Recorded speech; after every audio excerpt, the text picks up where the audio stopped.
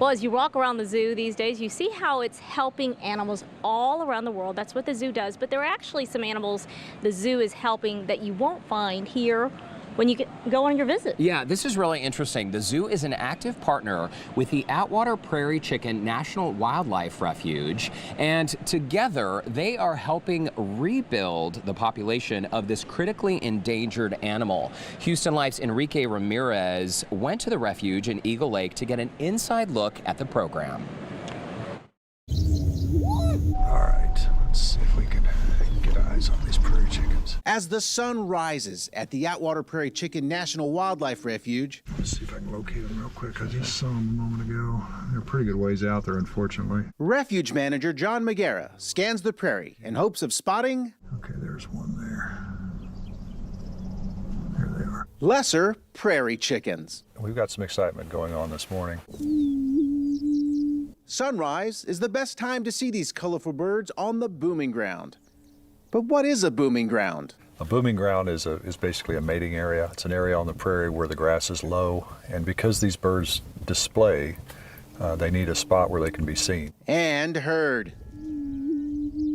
Booming is kind of the general term for that overall group of noises they make. And he's actively booming, so he's inflating his air sacs and making that booming noise, that low whistle that attracts the hens. There's a little cackling you'll hear. A cackling that was almost completely silenced. The population of the lesser prairie chicken has been dwindling since the early 1800s. In 1990, there were less than 40 prairie chickens in the wild.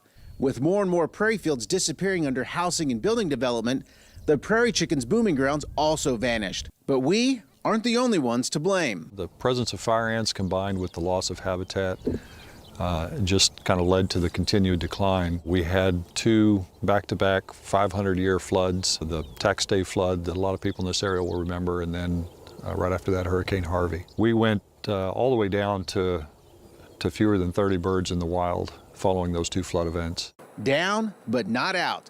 With help from the Houston Zoo, the prairie chicken's numbers are on the rise. Well, the Houston Zoo has been a really important partner for us for a long time now. They have part of the captive flock of the Attwater Prairie chickens. They've developed a lot of really creative breeding techniques that we use to make sure those birds are healthier and they're more abundant.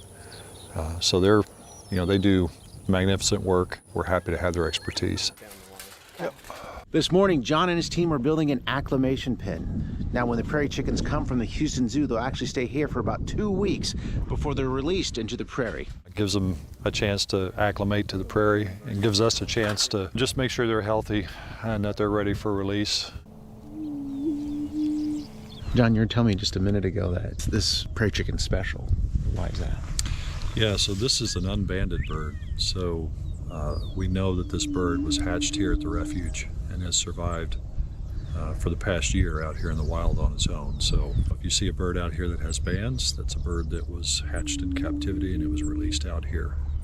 But that one, that's a native bird, so that's exciting for us. And that excitement is growing. Last spring, the Attwater Prairie Chicken Reserve saw its highest count in prairie chickens in 30 years. We have the tools, we have the knowledge. We just need Mother Nature to cooperate. This is what we do. We fight for the survival of every species to keep them here on this earth. This is our legacy that we're going to be leaving behind, so we do the best that we can as long as we can.